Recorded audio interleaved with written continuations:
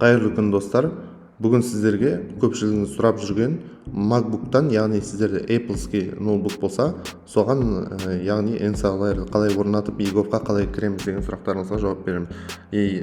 Сіздерде мынадай жағдай болған шығар, EGOV-ті ашқыларыңыз келеді, бірақ NSA-лар сұрайды, NSA-ларды орнатасыздар, кірмейді, түсініксіз, тағы да басқа. Қазір соның қалай орнату керек екенін түсіндіремін сіздерге. Мысалы, white дей бассақ, мына жерде әрине белгілі, кірмейді, NSA-ларды орнату керек біріншіден. Және NSA-ларды орнатсаңыздар да ECP-ні жүктегілеріңіз келсе, бәрібір ашпай тұрады мінекей. Бірінші неден бастаймыз? Бірінші әрине pki.gov.kz-ға кіріп, pki.gov деп Google-дан іздесеңіздер де болады, мінекей pki.gov.kz. Национальный удостоверяющий центр, яғни ұлттық куәландырушы орталыққа кіреміз сайтына. Оның ішінен ең алдымен NSA-ларды жүктеместен бұрын бізге, яғни мына корневой сертификат деген нәрселерді орнату керек. Оларды басып жүктеп аламыз барлығын, сохранить. Төртеуінде жүктеу керек. Неге бұл, яғни MacBook'тар доступ бере қоймайды кейбір нәрселерге, сенім артпағандықтан, сол себептен приоритет алу үшін керек, яғни доступ алу үшін. Мінекей 4 ключті жүктейміз, және қай жерге жүктеп алдық, сол жерге барып загрузкаға түсу мүмкін, тағы да басқа. Открыть деп барлығын орнатамыз. Мінекей орнатылды, негізгі куәландырушы орталық, және қызыл болып тұр мінекей. Оны не істейміз? Оң жағын басамыз да, бұл қайдан шығады десеңіздер, связка ключей. Мына жаққа кіресіздер, другие дегенге басасыздар, немесе сіздерде басқа жерде тұру мүмкін. Ең бастысы связка ключей деген мынадай приложениені тауып аламыз, MacBook'тың өзінің программасы. Связка ключейдің ішінен вход дегенге басамыз, оның ішінен негізгі куәландырушы орталық жаңа орнатқан сертификатымыз тұрады. Оған басып, 2 рет басамыз, былай еткізіп, үстіне 2 рет басып қалып ашамыз. Одан кейін доверияға кіріп, настройка системы дегенді всегда доверять деп қосамыз. Одан кейін жабамыз, және бізде пароль сұрауы мүмкін. MacBook'ымыздың өзінің экрандағы кірген кезде теретін пароль тереміз. Және ары қарай барлығына солай істейміз. Бұлай етіп орнатылмай қалса, келесін орнатамыз.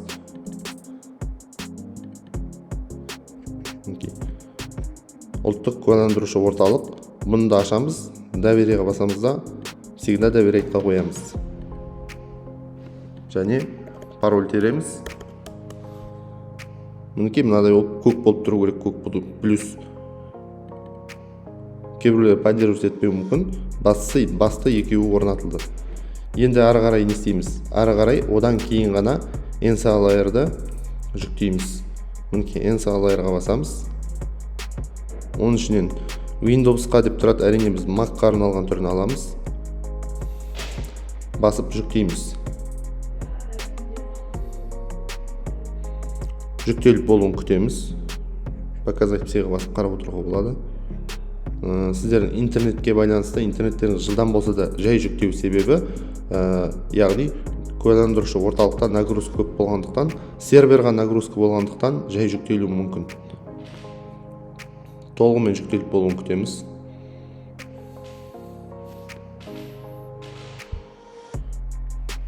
Және осылай болып қалып жатса, сіздерде ошибка сетей, тағы да басқа Wi-Fi тексереміз де, дұрыс екеніне, және возобновить батырмасын қайттан басамыз. Қайта жүктейміз. Егер қайта жүктелмей тұрса, мына жақтан басып қайта жүктеп көруге тырысыңыздар.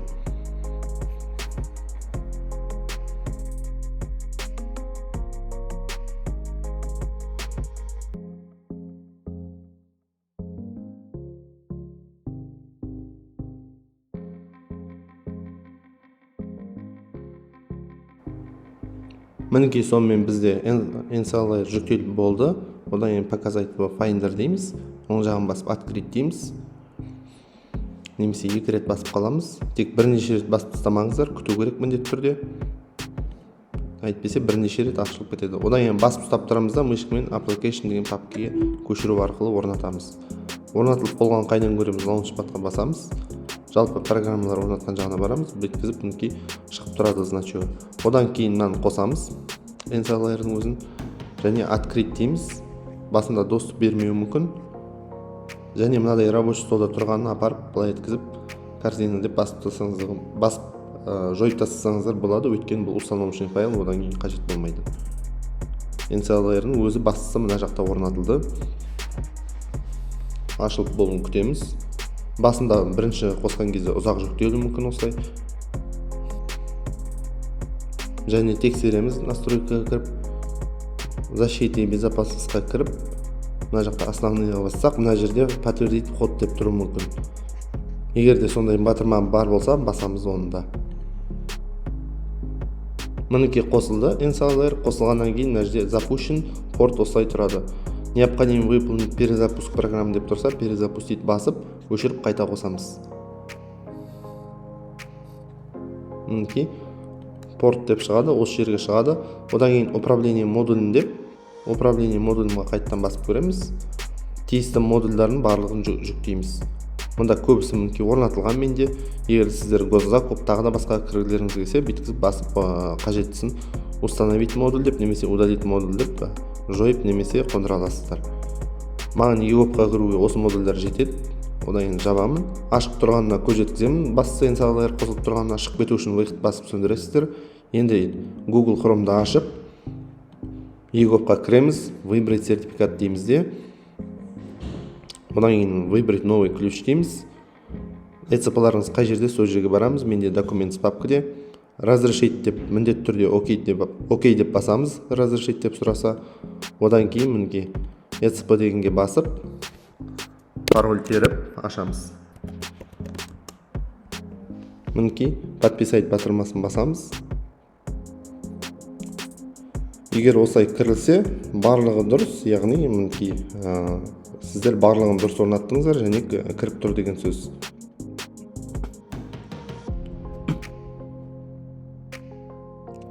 Мінекей осылай кабинеттеріңізге кіресіздер. Сосын выйти басып шығып кетуді міндетті түрде ұмытпаңыздар, болғаннан кейін қалып қоймас үшін NCLR-ға былай басып, NCLR-ды өшіріп тастасаңыздар болады.